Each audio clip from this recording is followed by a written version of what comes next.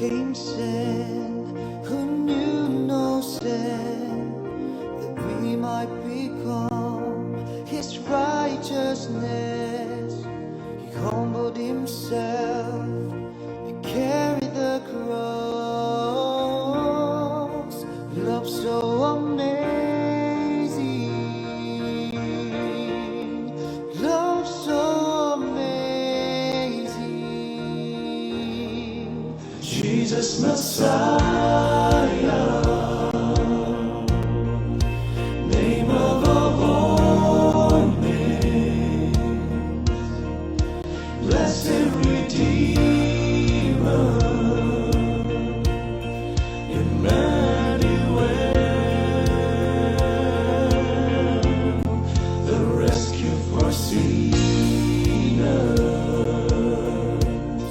the ransom from heaven, Jesus Messiah, Lord of all.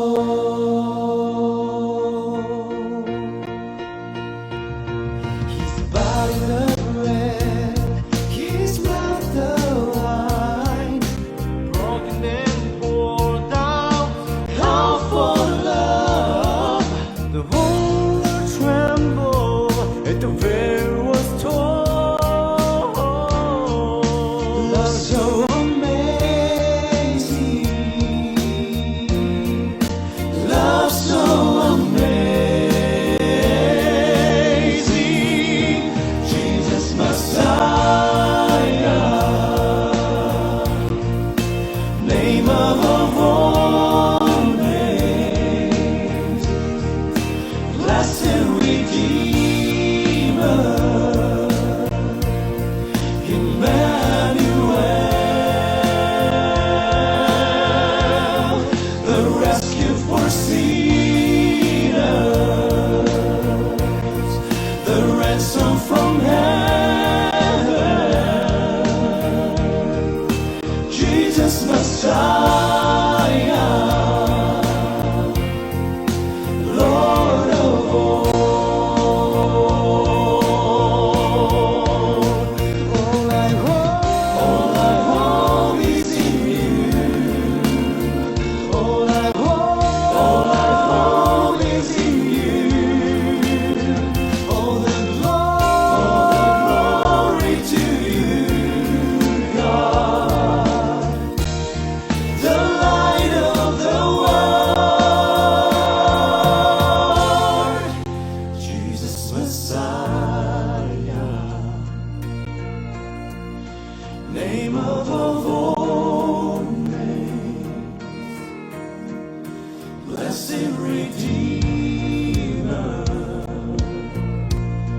Emmanuel,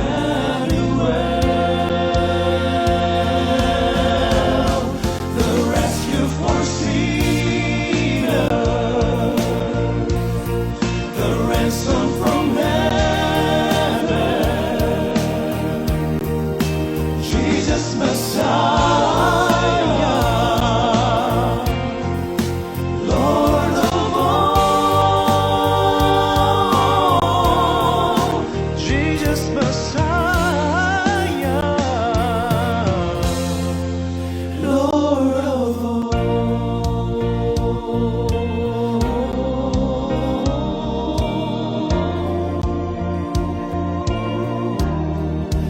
Lord of all.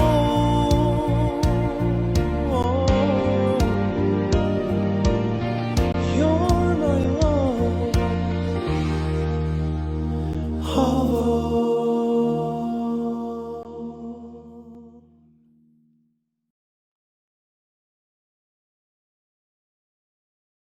우리 아버지 하나님의 사랑하신 자녀 여러분, 안녕하셨습니까? 오늘 하나님의 거룩한 말씀을 열어서 연구하는 아름다운 시간이 되었습니다.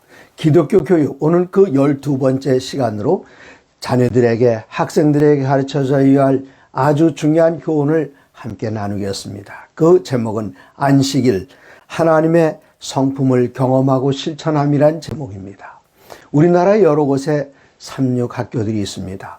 삼육고등학교 3학년 학생들 가운데 어느 학생을 붙들고 물어보든지 우리가 이런 질문해 봅니다. 일주일 중에서 가장 기다려지는 날이 언제이냐? 이 학생들은 한결같이 이렇게 대답할 것입니다. 금요일 날 오후가 가장 기다려집니다. 왜 금요일 오후입니까? 일주일 내내 아침에 해가 뜨기 전에 별을 보고 학교에 가서 별을 보고 집에 돌아오면서 공부하는 이 학생들이 머리를 싸매고 대학 입시를 위해서 공부합니다. 그러나 금요일 날 오후가 되면 모든 학업들을, 모든 책들을 다 접어두고 일주일 동안 공부하던 거 다 잊어버립니다. 이젠 거룩한 시간에 들어갑니다. 그 시간에 들어가기 전에 학생들은 학업을 다 마쳐놓고 안식을 위하여 준비하고 안식일 시간을 사랑하는 가족들과 함께 맞기도 하고 친구들과 함께 맞기도 합니다. 특별히 기숙사에서 일주일 동안 보내던 그 학생들은 이젠 모든 게 다 해방입니다. 집으로 가서 어머니께서 사랑하는 자녀를 위해서 준비해 놓은 그 안식일의 아름다운 식탁을 대하면서 맛있는 것을 어머니께 직접 요리하신 것을 먹는 그날이고, 그리고 저녁사가 마치면 교회로 가서 일주일 동안 헤어졌던 사랑하는 교우님들과 함께 하나님을 마음껏 찬양하면서 기도드리면서 말씀을 들으면서, 그리고 안식일에 금요일 밤에 그 쉼은 너무나도 아늑합니다. 안식일 아침에 일어나면은 늦잠 잘 그럴 겨를이 없습니다.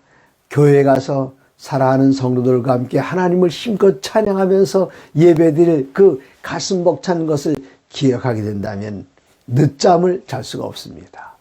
그러나 아쉬운 시간은 언제입니까? 토요일 날 저녁 때 해가 지는 그 시간입니다.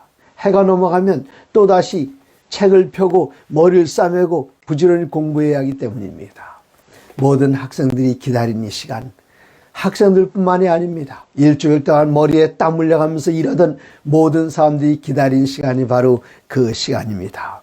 이 날은 어떤 날일까요? 이 날은 참으로 감격스러운 날입니다.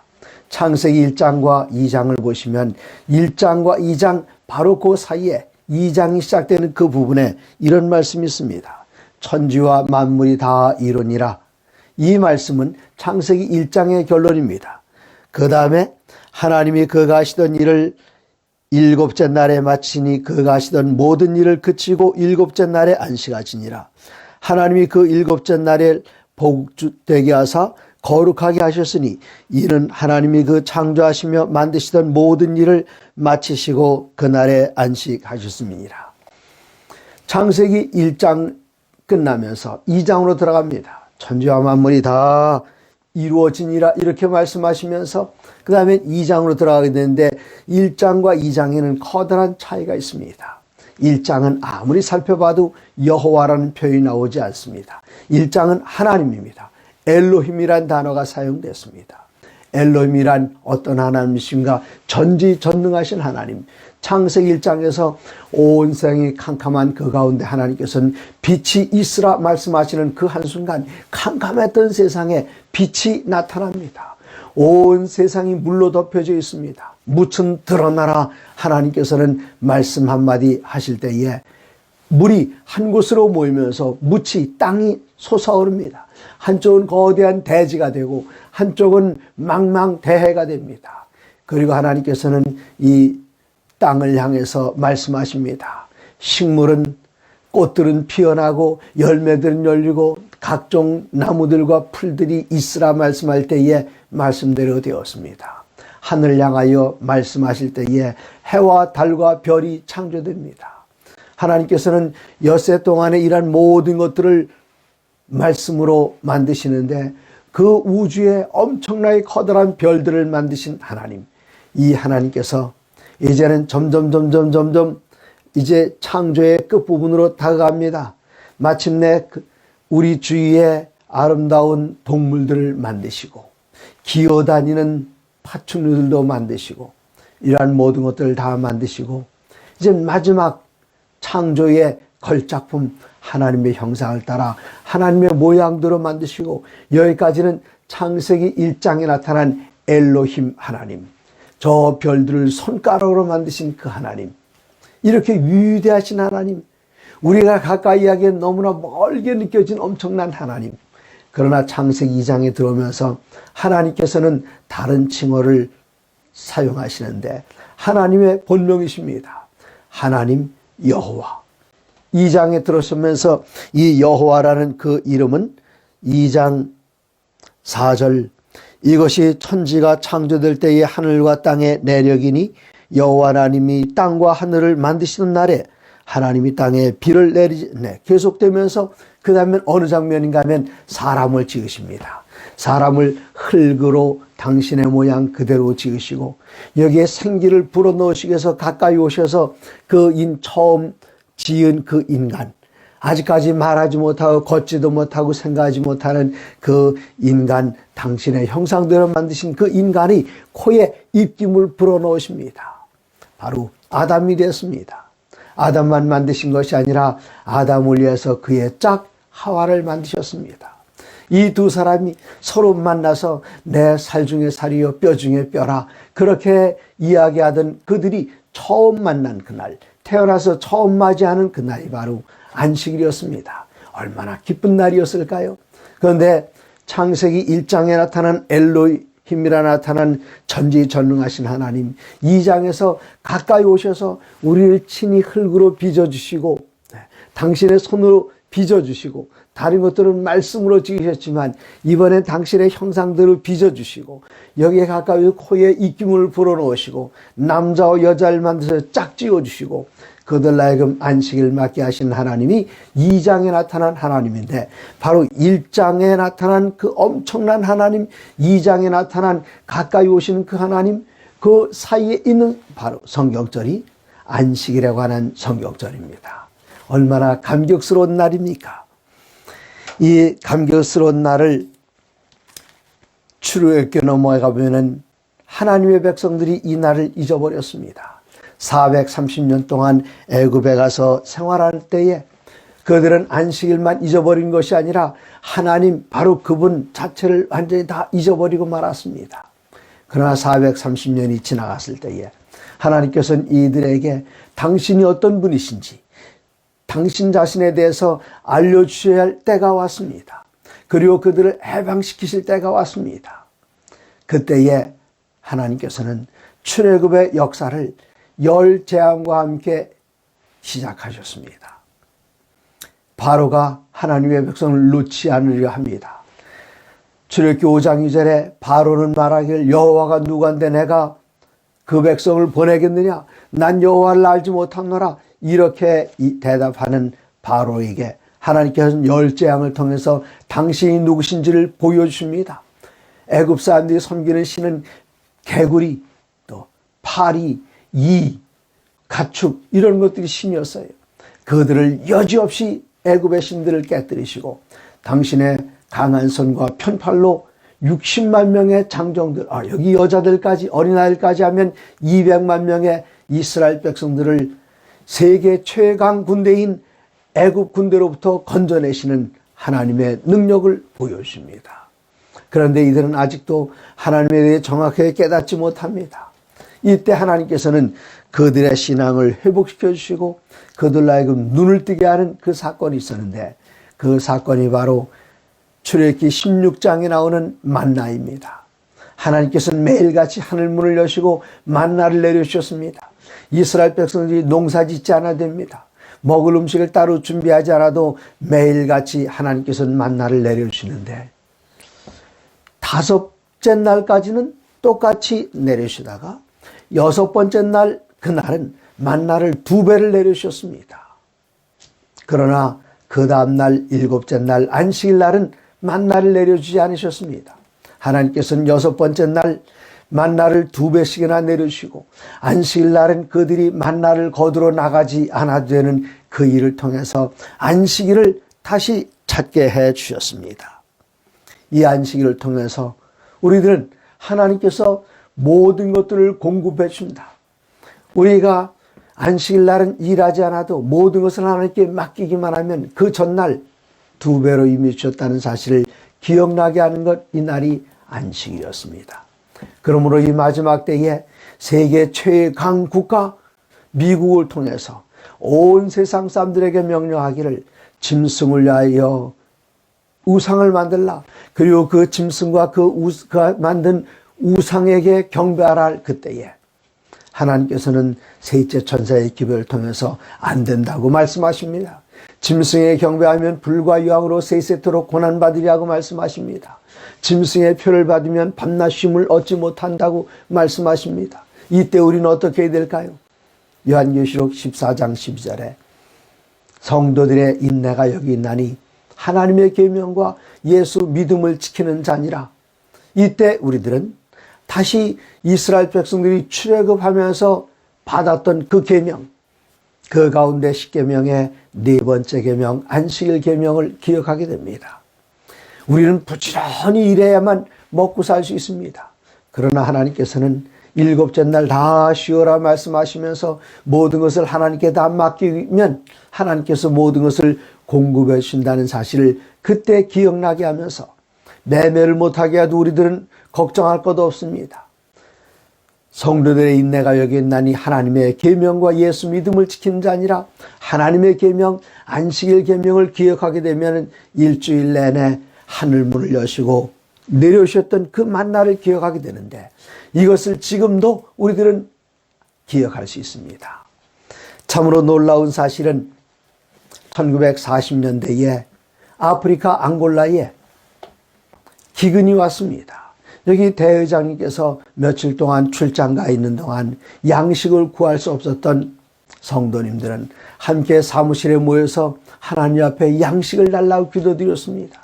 그들은 출애굽기 16장에 나오는 그 이야기를 기억했습니다. 하나님, 하늘 문을 여시고 만나를 준 하나님, 우리가 어떻게 이렇게 굶어야만 하겠습니까? 기도드리고 있을 때에 어린아이들이 들어왔어요. 그리고 손에 하얀 것을 들고 먹기 시작했습니다. 어머니들이 깜짝 놀라서 얘들아 뭘 먹느냐? 그 어린아이들이 얘기하기를 들판에 나갔는데 어떤 신사 두 분이 나타나서 우리들에게 이걸 집어줬다고. 이게 뭔가? 먹으면 안 된다고. 그런데 아이들은 벌써 먹었어요. 아이들에게 아무런 이상이 나타나지 않습니다. 도대체 아이들이 뭘 먹었나? 너희 손에 들고 있는 것이 무엇이냐? 그렇게 물었습니다. 이 어머니들이 바깥에 대회 사무실 뒷마당에 온 들판을 하얀 것들이 뒤덮고 있는 것을 봤습니다. 그들이 아이들이 먹은 것을 입에 넣어보니까 맛이 달았어요. 15도 이상이 없었습니다. 삼켜도 이상이 없었습니다. 만나였습니다. 1940년대에 만나가 내렸던 그 사실을 영문 시조 1947년 5월 12일자 시조에 그 기사가 실려져 있습니다. 그런데 여러분, 이거 옛날에 일어난 일이니까 그걸 어떻게 믿느냐고 여러분 그렇게 말씀하시죠. 그곳에 만나는 그때처럼 내리진 않지만 일주일에 2번씩 그들은 만나를 경험하고 있습니다. 지금도 내립니다. 제 말이 믿어지지 않으시면 앙골라에 한번 가보시기 바랍니다. 여기서 찍은 그 사진을 여러분들에게 보여드리겠습니다. 지금 여러분께서 보고 계시는 그 사진 바로 지금도 있는 앙골라에 있는 우리 대회 사무실입니다. 그 뒤에 그 마당에 지금도 매주 일주일에 2번씩 만나가 떨어지고 있습니다. 여러분께서 혹시 원하신다면 구글에다 검색을 해보십시오. 만나, M-A-N-N-A, 만나. 그리고 거기다 아프리카, 앙골라, 이 정도만 치시면 그 기사가 여러 개가 떠오를 뿐만 아니라 여기에 오늘도 내린 그 만나를 하나님께서 우리들에게 보여줍니다. 그리고는 옛날 출애굽 당시에 그 만나를 주신 하나님, 그리고 만나의 경험을 통해서 안식일 회복시켜 주셨던 그 하나님을 지금도 보여주시면서 확실한 증거를 우리들에게 나눠주고 계십니다. 얼마나 감격스러운 일인지 모르겠습니다. 이사야서 58장에 보면은 하나님께서 우리들에게 또 가르쳐 주기를 원하시는 것이 있습니다. 그것은 무엇인가 하면 우선순위를 어디에다 둬야 되는지를 가르쳐 주시는데 이것을 안식일을 통해서 가르쳐 주고 계십니다. 이사야 58장 13절입니다. 만일 안식일에 내 발을 금하여 내 성일에 오락을 행하지 아니하고, 사람들은 오락을 얼마나 좋아합니까? 그러나 오락보다 더 위에 우선순위에 두어야 할 것이 있습니다. 오락을 통해서 얻는 즐거움이 아니라 더 커다란 즐거움이 우리들에게 있음을 가르쳐 주십니다. 만일 안식일에 내 발을 금하여 내 성일에 오락을 행하지 아니하고, 안식일을 걸어 즐거운 날이라 여호와의 성일을 존귀한 날이라 하여 이를 존귀 여기고 내 길로 행하지 아니하며 내 오락을 구하지 아니하며 사사로운 말을 하지 아니하면, 다른 모든 것들, 내가 일주일 내내 하던 모든 것들, 이런 것들을 한쪽에 제껴 놔두고 나에겐 이거보다 더 즐거운 일이 있다, 하나님의 즐거운 날이 나를 기다리고 있다 하면서 안식일을 준수하면서 내가 하던 사사로운 일들에서 다 떠나고 사사로운 말도 하지 않고 오직 이날은 하나님을 찬양하면서 이날 가족들끼리 믿음의 성도들끼리 함께 모여서 기뻐하면서 이 날을 일컬어 즐거운 날이라, 이 날을 존귀한 날이라 이렇게 하면, 그리고 이 날을 존귀하게 여기면 어떻게 하겠는가? 하나님께서는 약속하십니다. 14절입니다. 내가 여호와의 안에서 즐거움을 얻을 것이라. 세상이 가져다주는 즐거움이 아닙니다. 술 마시는 사람들의 즐거움은 마침내 이 간에 문제가 생깁니다. 담배 피우는 것으로 즐거움을 얻는 그러한 사람들은 이 폐에 문제가 생깁니다.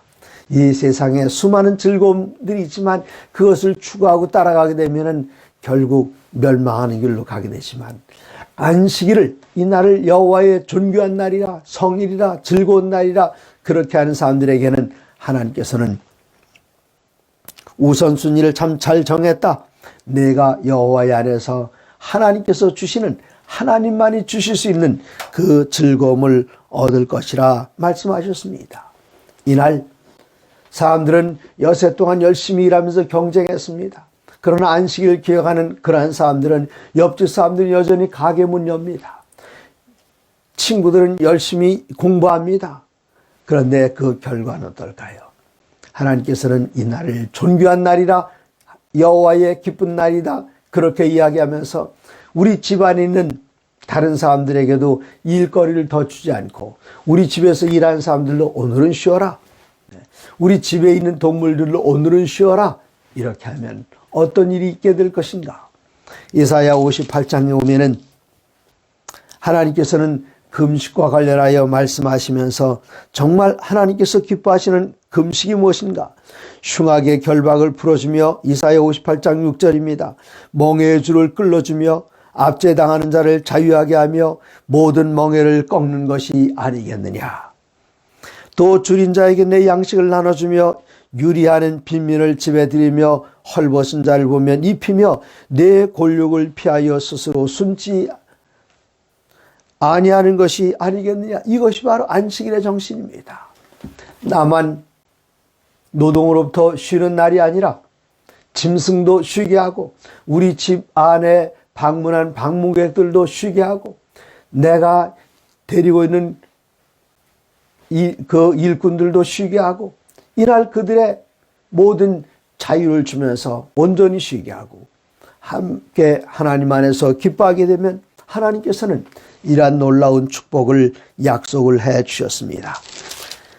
그리고 결론적으로 말씀하시기를 여호와의 입의 말씀이니라 이렇게 말씀하셨습니다. 느헤미야 13장에는 하나님께서 이렇게 약속하신 것과 연결해서 한 예를 보여줍니다. 이스라엘 백성들이, 좀 더 정확하게 표현하면 유대인들이 바벨론에서 70년 동안 고생하다가 해방되어 나와서 이제 예루살렘 성을 다시 재건했습니다. 이때 이들의 지도자 느헤미야가 기록한 글, 느헤미야 13장 15절 보시면, 그때 내가 본즉 유대에서 어떤 사람이 안식일에 술틀을 밟고 곡식단을 나귀에 실어 운반하며 포도주와 포도와 무화과와 여러 가지 짐을 지고 안식일에 예루살렘에 들어와서 음식을 팔기로 그들을 경고했습니다. 우리가 70년 동안 포로되었던 일이 왜 있었는가? 느헤미야 13장 18절에 너희 조상들이 이같이 행하지 아니하였느냐. 그래서 그 앞에 바로 나오는 말이 안식일을 범하느냐 굳은 다음에 너희 조상들이 안식일을 이렇게 범하지 아니하였느냐. 그래서 우리 하나님이 이 모든 재앙을 우리와 이 성읍에 내리신 것이 아니냐. 그럼에도 불구하고 너희가 안식일을 범하여 진노가 이스라엘에게 더욱 심하게 임하도록 하는도다. 그리고 안식일 준수를 제대로 잘할 것을 명령했습니다. 거기에 약속이 어떤 약속인가? 이제 이렇게 안식일을 잘 지키게 될 때에 22절 또 내가 이 사람들에게 몸을 정결하게 하고 와서 성문을 지켜서 안식일을 거룩하게 하라 하였느니라. 내 하나님이여 나를 위하여 이 일도 기억하옵소서. 주의 크신 은혜대로 나를 아끼시옵소서. 이렇게 할 때에 하나님의 백성들이 하나님께서 원하신 대로 잘 될 뿐만 아니라 하나님의 은혜가 그들에게 임할 것을 느헤미야 선지자를 통해서 보여주셨습니다. 모든 일의 우선순위 하나님을 첫 번째로 두는 것, 이것은 우리들은 안식일을 준수하는 경험을 통해서 깨닫게 되고 실천에 옮기게 되고 하나님의 사랑을 더 깊이 느끼게 되는 것입니다. 부지런히 일해서 우리의 입에 식량이 들어가는 것 맞습니다만은 하나님께서 일할 특권도 주셨고 또 일할 수 있는 능력도 주셨습니다만은 안식일 날만큼은 모든 것을 하나님께 맡기고 쉬어라. 하나님을 첫째로 하는 것, 이 안식일 준수를 통해서 우리가 배울 수 있습니다. 마태복음 5장에는 마태복음 5장에는 우리 예수님께서 이런 말씀을 하셨습니다. 내가 율법이나 선자를 폐하러 온 줄로 생각하지 마라. 폐하러 온 것이 아니요 완전하게 하려 함이라. 진실로 너에게 이르노니 천지가 없어지기 전에는 율법의 1.1획도 결코 없어지지 아니하고 다 이루리라.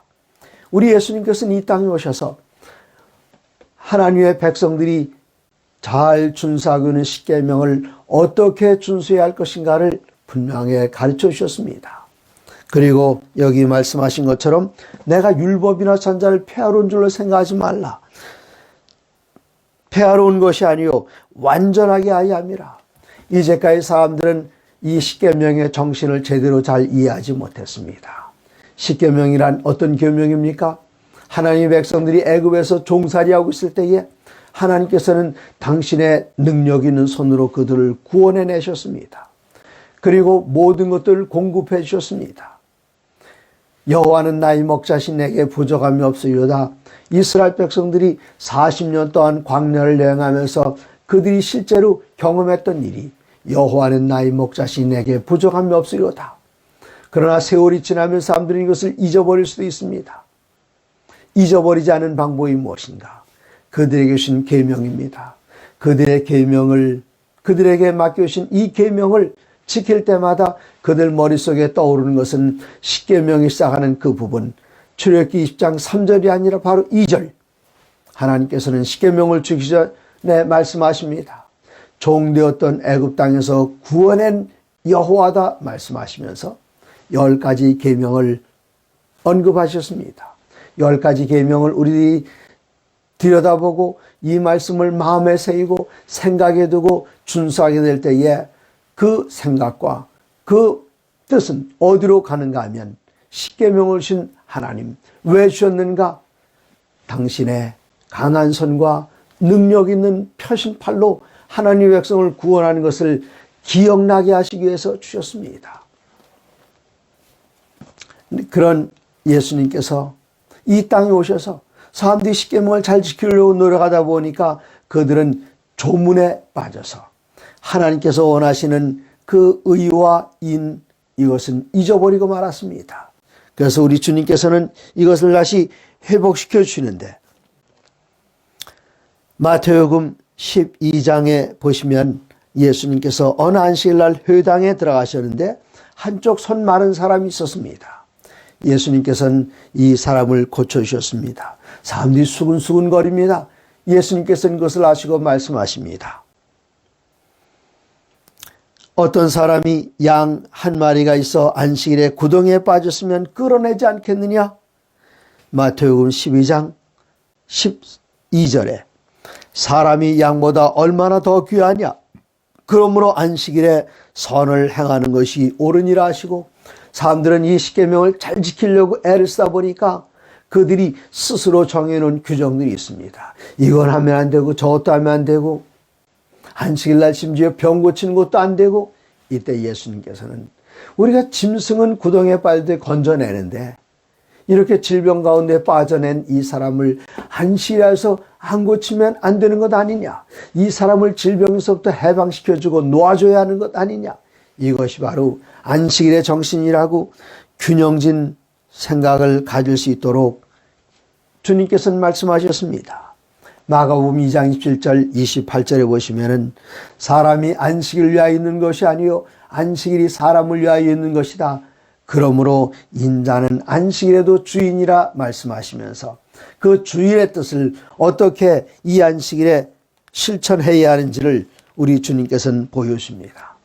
누가복음 13장에 보시면은 어떤 회당에 들어가셨는데 여기에 18년 동안이나 귀신 들려서 몸을 펴지 못하고 구부러진 상 가운데 있는 한 사람을 보시고 우리 주님께서는 그를 고쳐주셨습니다.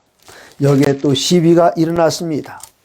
이때 예수님께서는 말씀하십니다. 우리가 안식일이라 할지라도 누가복음 13장 15절에 너희가 각각 안식일에 자기의 소나 나귀를 요양간에서 풀어내어 이끌고 와서 물을 먹이지 아니하느냐? 그러면 18해 동안 사단에게 매인받은 이 아브라함의 딸을 안식일에 이 매임에서 푸는 것이 합당하다 말씀하실 때에 주위에 있는 사람들은 그들이 잘못 생각했던 것을 깨닫고 부끄러움을 느끼게 됐습니다. 우리 주님께서는 하나님의 계명에 대해서 안식일에 대해서 균형지게 계명을 이해하고 지켜야 할 것을 이러한 경험들을 통해서 보여주셨습니다. 이제 요한복음 5장 1절에 보시면은 여기에도 예수님께서 오래된 환자를 고쳐신 이야기가 나오는데 5장 2절입니다.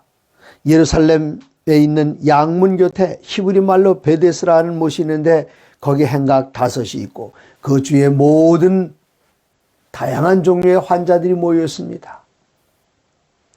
그런데 예수님께서는 거기에 한 사람을 찾아가셔서 내가 낫고자 하느냐? 그렇게 물으신 다음에 예, 제가 낫고 싶은데 저 베데스다 연못 여기에 천사가 와서 물을 동하게 할 때 누구든지 먼저 들어가면 낫게 되는데 내가 여기서 오랫동안 기다렸지만 다른 사람들이 먼저 들어가서 제가 낫지 못했습니다.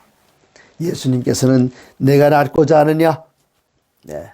그가 얼마나 낫기를 소원했겠습니까? 이때 예수님께서는 내 믿음이 너를 구원하였다. 내 자리를 들고 일어나라. 그렇게 말씀하셨습니다. 이때 사람들이 시비를 걸었지만 예수님께서는 뭐라고 말씀하셨습니까? 17절에 16절 안식일에 이러한 일을 행하신다 하여 유대인들이 예수를 박해했지만 17절 말씀하시기를 예수께서 그들에게 이르시되 내 아버지께서 이제까지 일하시니 나도 일한다. 아버지께서 안식일날 아무것도 안 하고 쉬셨습니까? 안식에도 하시는 일이 있으셨습니다.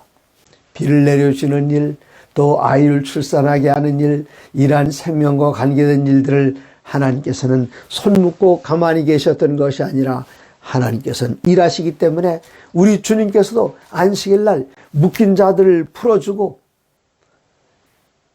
질병 가운데 묶여있는 사람들을 해방시켜 주시고 이러한 일들을 우리 주님께서는 안식일에 하셨습니다. 아버지께서 일하시니 나도 일한다. 우리 주님께서 하셨던 말씀입니다. 이제 이 안식일은 또 어떤 날인가 하면은 이 공동체를 이뤄서 함께 하나님을 경배하고 연약한 사람들 돕는 그런 날입니다. 예수님께서는 누가복음 4장 16절에 안식일에 항상 늘 하시던 대로 안식일에 회당에 들어가셔서 말씀을 읽으시고 하나님을 경배하셨습니다. 이러한 일들은 예수님께서 승천하신 다음에도 계속되는데 사도행전 13장에 보시면 사도행전 13장 14절입니다. 비시디아 안디옥에 이른 사도 바울과 그 일행들은 그 안식일에 회당에 들어가서 거기에서 하나님의 말씀을 강론하면서 성도의 교제를 나눴습니다. 이 안식일은 성도들이 한 공동체 속에서 하나님을 경배하면서 사랑의 교제를 나누는 날입니다. 이 날에 대한 사도행전의 기록은 또다시 16장에 계속됩니다.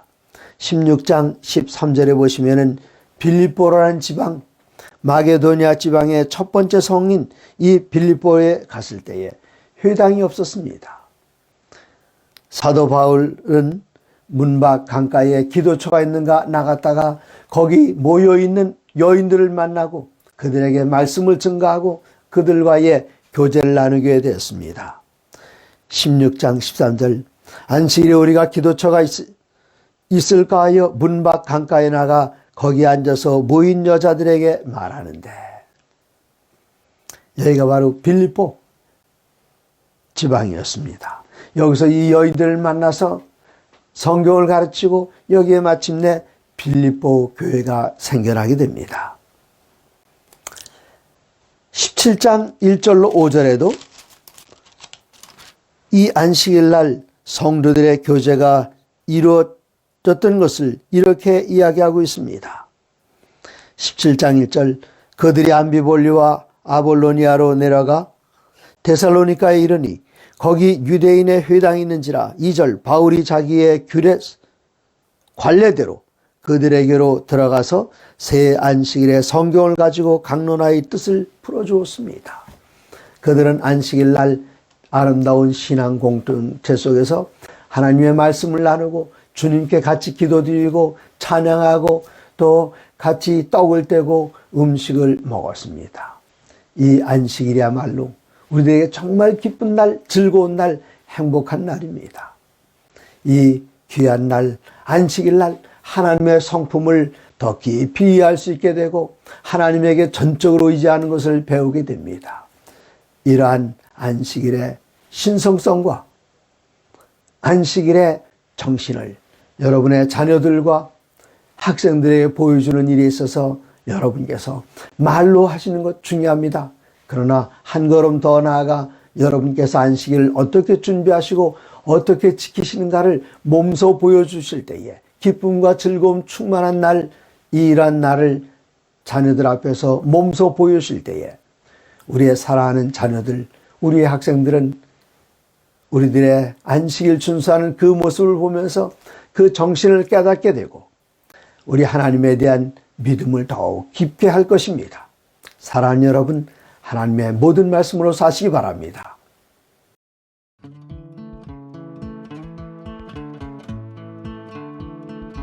많은 교회들이 코로나19 때문에 예배도 제대로 못 드리는데 선교는 무슨 선교냐고 반문하지요. 하지만 저는 좀 생각이 다릅니다. 교회는 예배와 선교 그리고 친교의 영적 친교의 공동체가 아닙니까? 코로나19로 우리의 환경과 교회가 처한 상황이 바뀐 것은 분명합니다. 하지만 건강한 교회는 상황이 달라져도 사명이 바뀌거나 목적이 사라지지는 않습니다. 우리는 코로나19라는 이 비대면 상황에서 거기에 맞는 교회의 존재의 목적을 이루어 가면 되는 것이지요. 사람들은 코로나19가 위기라고 하는데 저는 아니라고 봅니다. 코로나19는 위기가 아니라 기회입니다. 그동안 우리는 대면 사회에서 교회들이 지역과 장소에 국한된 선교를 해왔습니다. 그런데 이번 비대면 사회가 전개되면서 지역과 공간을 초월한 훨씬 확장된 사역을 할 수 있게 된 것입니다. 그러니 당연히 이것을 기회라고 봐야 하지 않겠습니까? 코로나를 핑계 삼아 아무것도 안 할 수 있지요. 하지만 저는 그것은 직무유기라고 봅니다. 우리는 비대면 사회에 맞게 선교 전략을 바꾸어 가야 합니다. 코로나19로 사회적 거리두기가 2단계, 2.5단계일 때도 저는 전반기에 전도회를 여러 번 실시했습니다. 2단계 때는 정부가 요구하는 방역 수칙을 지키면서 실내 50명까지 모이고 그 외에는 가정에서 실시간으로 참여합니다. 2단계는 투트랙 온오프라인 전도회가 가능한 단계이지요. 2.5단계로 격상되었을 때는 질병관리청이 정한 온라인 스태프 제한 인원이 20명인데요. 20명을 데리고 온라인 전도회를 실시했습니다. 전반기에 인천 남부교회와 공릉동 교회가 두 경우에 해당합니다. 인천 남부교회는 온오프라인 투트랙으로, 공릉동은 온라인으로 진행했습니다. 그런데 참 재미있는 것은 두 경우 모두 전도회 이후에 과거 어떤 전도회보다 많은 참석자가 있었다는 것입니다. 인천 남부교회는 교회 현장과 온라인 실시간 참여자를 합한 숫자가 교인 구도자 합하여 평균 142명이었습니다. 코로나 이전 대면 전도회 때 매일 밤 이렇게 많이 참석할 수 있었을까요? 결코 그렇지 않습니다. 교회는 하나같이 온라인 전도회의 가능성을 확인했다고 말합니다. 기독교 역사를 깊이 살펴보면 기독교는 언제나 위기를 기회로 전환시키는 종교였습니다. 초기 교회가 스데반 순교로 박해를 받고 예루살렘 교회가 위기에 처했을 때 교회는 그 위기를 복음을 온 세상에 전파하는 기회로 삼았지요. 결과적으로 그들은 흩어져서 낙심한 것이 아니라 복음 전파의 기회로 만들었다는 것입니다. 사도행전 8장 4절에는 그 흩어진 사람들이 두루 다니며 복음의 말씀을 전할세라고 기록하고 있습니다. 박해가 유대 땅에 갇혀있던 복음 사역을 사마리아와 땅끝으로 나가는 기회를 오히려 만든 것입니다. 그렇다면 오늘날 우리가 당면한 코로나19라는 이 위기를 기회로 전환하는 길은 무엇일까요? 지금까지 교회의 벽 속에 갇혀있던 하나님의 말씀을 교회 벽을 넘어서 온 세상을 뚫고 나가는 기회로 만드는 것입니다. 지금까지는 하나님의 재능 있는 일꾼들이 드러나는데 많은 시간과 여러 여건들이 필요했습니다.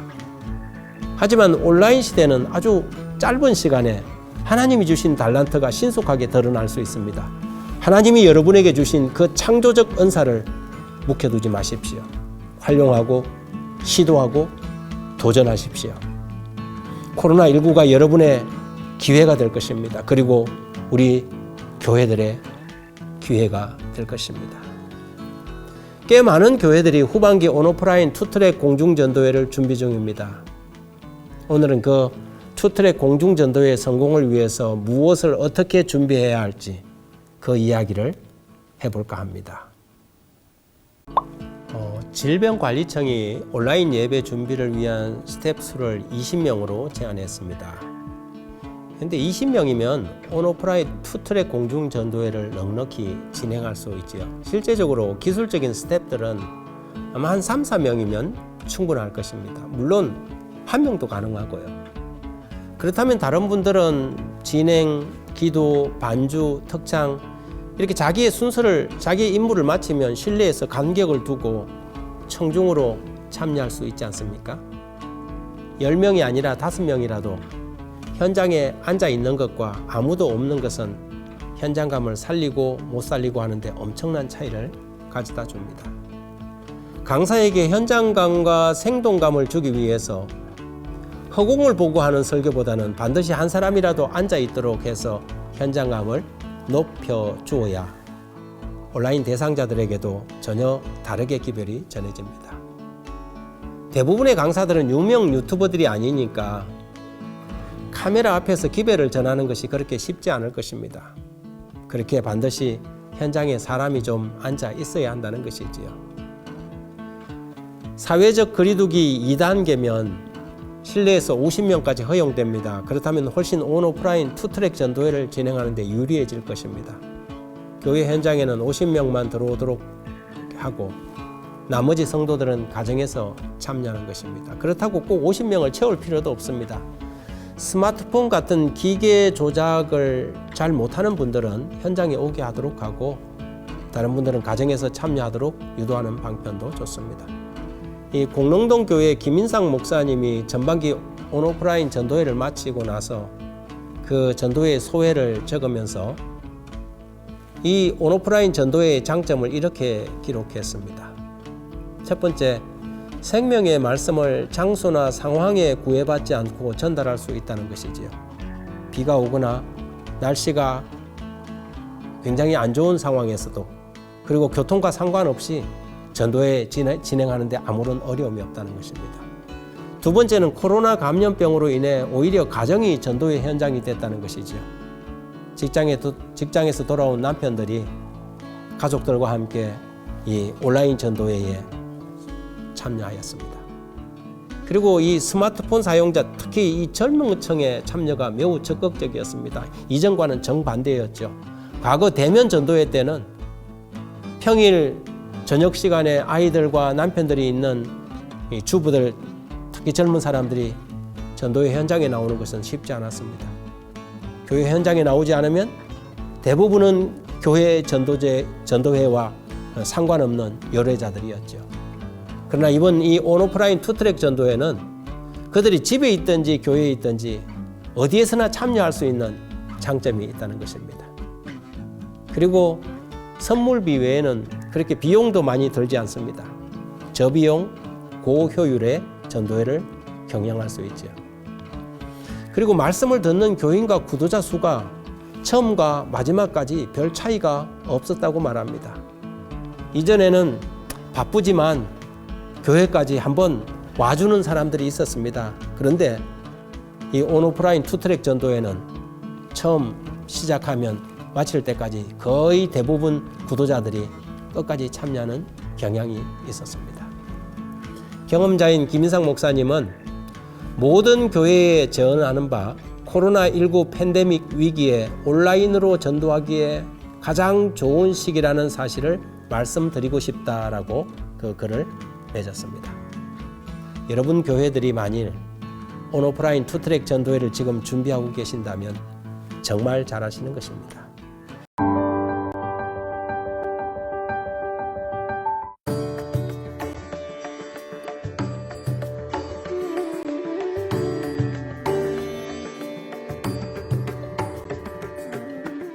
낯선 오지 마을로의 우연한 여행이 가브리엘의 인생에 큰 변화를 일으켰습니다. 마음속 작은 권면의 소리를 왠지 외면하지 못한 것이 그 모든 일의 시작이었습니다. 건강상의 문제로 휴학 중이던 어느 날 산속의 한 오지 마을에 대한 이야기를 듣게 되었습니다.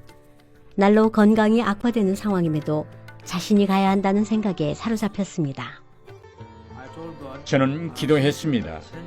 예수님께서 저를 이곳에 보내셨으니 제 건강을 책임져 주셔야 합니다.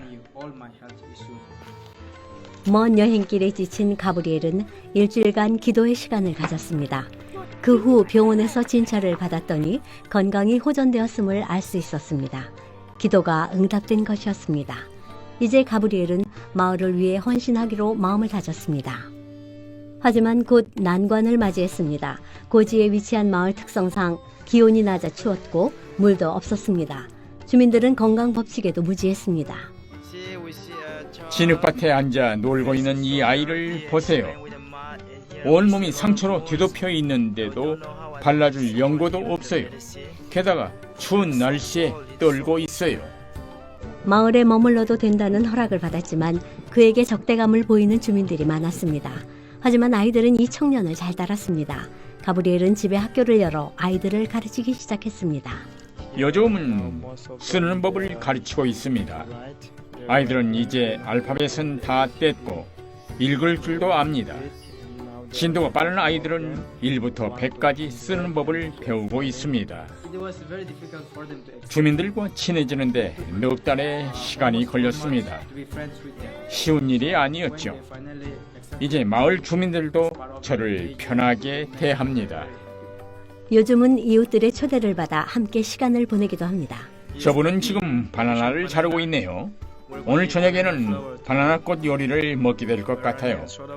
식료품을 구입할 여유가 없다 보니 바나나를 주로 먹습니다. 가브리엘은 주민들에게 건강 기별을 가르쳐 주었습니다. 대화의 주제는 종종 신앙으로 흘러갑니다. 어느 날 그들이 제가 행복한 이유가 무엇인지 궁금해하더군요. 전 예수 그리스도의 사랑에 대한 이야기를 시작했습니다. 마을 사람들은 복음 이야기에 귀를 기울였습니다. 그 어디에서도 듣지 못했던 진보적인 개념이었습니다. 많은 이들이 예수님을 받아들이기 시작했습니다. 마음의 문이 하나둘 열렸습니다. 하지만 가브리엘은 가끔 외로움과 좌절을 느꼈습니다. 근처의 시장을 찾아 거닐며 마음을 달래곤 했지만 이조차 어려움이 따랐습니다. 이 지역 주민들은 담배를 많이 피웁니다. 담배 냄새는 정말 고역스럽고 적응이 되지 않습니다. 가끔은 하나님께서 저를 왜 이런 곳에 보냈는지 혼란스럽기까지 합니다. 하지만 가브리엘은 포기하지 않았습니다. 이웃한 마을을 찾아 산으로 올랐고 걷고 또 걸으며 복음 전도의 기회를 찾았습니다. 몸은 피곤해도 포기할 수 없습니다. 예수님의 사랑을 전하려면 그들을 만나러 가야 합니다. 마을에서 1년을 보낸 후 그는 자신이 원하는 미래를 확신하게 되었습니다.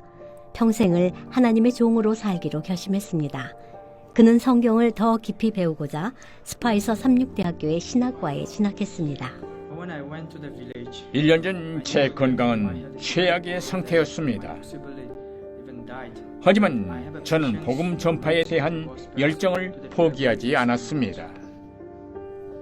현재 가브리엘은 스파이서 삼육대학교에서 신학을 공부하고 있습니다. 장래 교회의 개척자로서 헌신하려는 목표에 매진하고 있으며 곧 그의 꿈이 현실로 이루어질 것입니다. 스파이서 삼육대학교 근처에는 한 마을이 있습니다. 이곳에 학교가 없음을 알게 된 스파이서 삼육대학교 측은 마을에 작은 교실을 설치했습니다. 이번 기 13째 안식일학교 헌금의 일부를 사용해 이 마을에 제대로 된 학교를 건축할 예정입니다.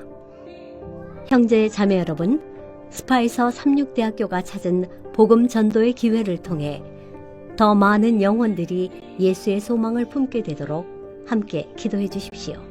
재림교회 선교 사업을 위한 여러분의 기도와 헌신에 감사드립니다.